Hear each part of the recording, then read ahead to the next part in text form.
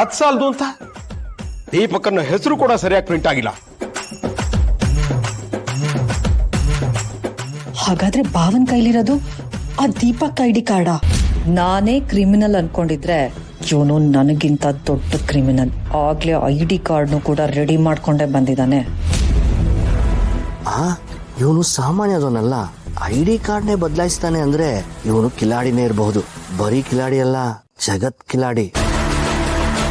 ಮಾವ, ಇದಕ್ಕೆಲ್ಲ ಯಾಕೆ ಬೇಜಾರು ಮಾಡ್ಕೋತೀರಾ?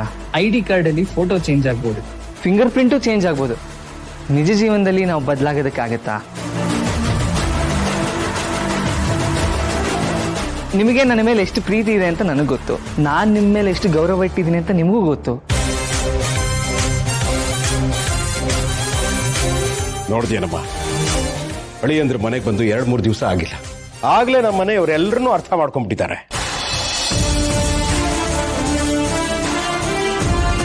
ಅಂಥದ್ರಲ್ಲಿ ಅಳಿಯಂದ್ರಿಗೆ ಅಂಜಲಿ ಮನಸ್ಸು ಕೊಟ್ಟಿರೋದ್ರಲ್ಲಿ ಯಾವ ತಪ್ಪು ಇಲ್ಲ.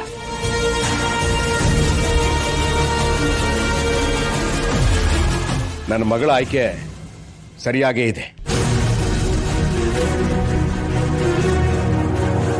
ಮತ್ತು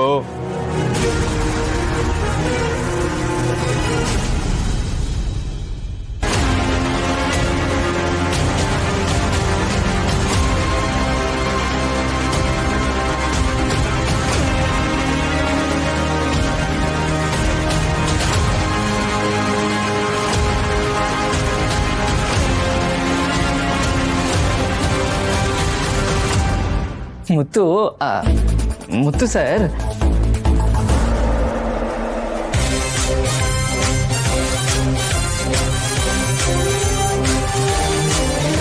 ನಾನು ಬ್ಯಾಗಿಂದ ಐಡಿ ಕಾರ್ಡ್ ತೆಗ್ದೀನಿ ಅಂಥದ್ರಲ್ಲಿ ಅದು ಹೇಗೆ ಬದಲಾಯ್ತು? ಓಹೋ, ಇದಾ ವಿಷಯ. ಇದಕ್ಕ ತಾವು ಸುಬ್ಬು ರೂಮಿಗೆ ಬಂದಿತ್ತು. ಬೇಟೆಗಾರ ಬೇಟೆಯಾಡೋದಕ್ಕೆ ಕಾಯ್ತಾ ಇದ್ದಾನೆ. ಆದರೆ ನಮ್ಮ ಕಾರ್ತಿಕೇಯ ಏನು ಇಲಿ ಅಲ್ಲ, ಅವನು ಹುಲಿ. ಅವನ ಜೊತೆಗಿರೋದು ಅವನ್ನ ಕಾಪಾಡೋದಕ್ಕೆ ಕಾಂತಮ್ಮ ಅನ್ನೋ ನರಿ. ಟೈಮ್ಗೆ ಊಟ ತಿಂಡಿ ಎಲ್ಲ ಕೊಡ್ತಾ ಇದೀವಿ. ನೀವು ಎಣ್ಣೆ ಜಿಡ್ ಕೊಡೋದ್ ಬೇಡ ಅಂದ್ರಿ, ವಾಕಿಂಗ್ ಮಾಡ್ಬೇಕು ಅಂದ್ರಿ, ವ್ಯಾಯಾಮ ಮಾಡ್ಬೇಕು ಅಂದ್ರಿ. ನಮ್ಮ ಯಜಮಾನ್ರು ಅದೆಲ್ಲಾನು ಮಾಡ್ತಿದ್ದಾರೆ. ನಾನು ಕಷಾಯನೂ ಕೂಡ ಮಾಡ್ಕೊಡ್ತಿದ್ದೆ. ಇಷ್ಟೆಲ್ಲ ಇದ್ರು ಅವ್ರ ಜೀವಕ್ಕೆ ಅಪಾಯ ಇದೆ ಅಂತ ಹೇಳ್ತಿರಲ್ಲ ನೀವು. ಹೋಗಿ ಹೋಗಿ ಡಾಕ್ಟ್ರೆ, ನೀವ್ ಹಿಂಗೆಲ್ಲ ಹೇಳ್ಬಿಟ್ರೆ ನಮ್ಮ ಯಜಮಾನ್ರ ಜೀವಕ್ಕೆ ಏನು ಆಗಲ್ಲ. ನಾವೆಲ್ಲ ಸೇರಿ ಅವ್ರನ್ನ 100 ಕಾಲ ಬಾಳ ನೋಡ್ಕೊಳ್ತೀವಿ. ಹೋಗಿ ಹೋಗಿ ಡಾಕ್ಟ್ರೆ, ಹೋಗಿ.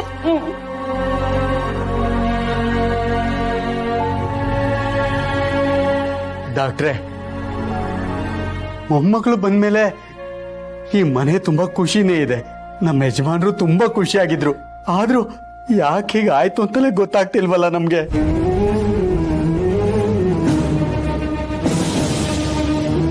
ಇಲ್ಲ, ಅವ್ರ BP ವೇರಿ ಆಗಿದೆ. ಕೋಪನೋ ದುಃಖನೋ ಅಥವಾ ಯಾವ್ದಾದ್ರು ಚಿಂತೆನೋ ಅವ್ರನ್ನ ಕಾಡ್ತಾ ಇರ್ತದೆ.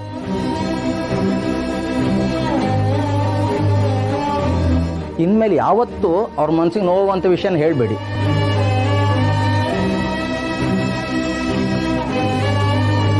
ಪಾಪ, ಒಳ್ಳೆ ಮನುಷ್ಯ, ಒಳ್ಳೆ ಮನಸ್ಸು, ಇಷ್ಟು ಒಳ್ಳೆ ಹೃದಯ ಇರುವಾಗ ಇಂಥವ್ರಿಗೆ ಈ ಪರಿಸ್ಥಿತಿನ?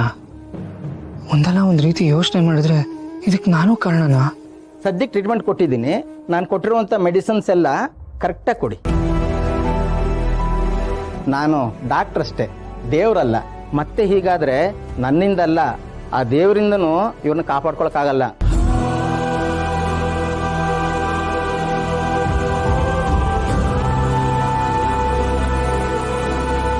ಹುಷಾರಾಗಿ ನೋಡ್ಕೊಳ್ಳಿ. ಬನ್ನಿ ಡಾಕ್ಟರ್.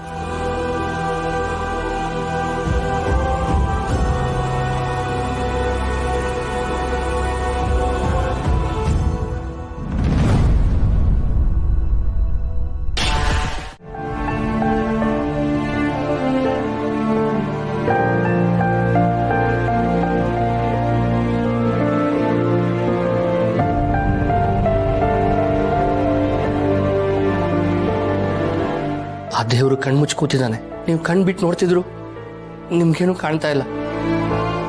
ನಮ್ಮ ಕಣ್ಣಲ್ಲಿ ನೀರು ಬರ್ತಾ ಇದೆ. ಏನ್ ಮಾಡ್ಲಿ ಅಂಜಲಿ ಅಮ್ಮ?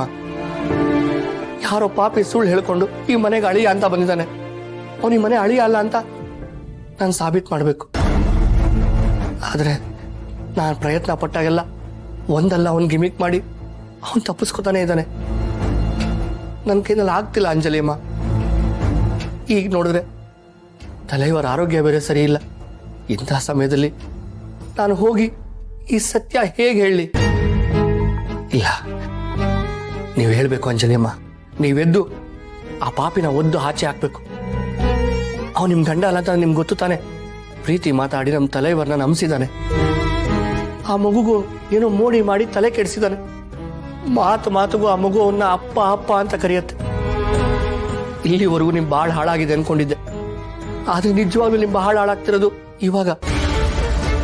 ಆದ್ರೆ ತಲೆಯವರ ಆರೋಗ್ಯ ನನ್ನ ಕೈ ಕಟ್ಟ ಹಾಕಿದೆ. ನನ್ನ ಕೈಲಿ ಏನು ಮಾಡಕ್ ಆಗ್ತಿಲ್ವಲ್ಲ ಅಂಜಲಿ ಅಮ್ಮ, ಏನು ಮಾಡಕ್ ಆಗ್ತಿಲ್ವಲ್ಲ.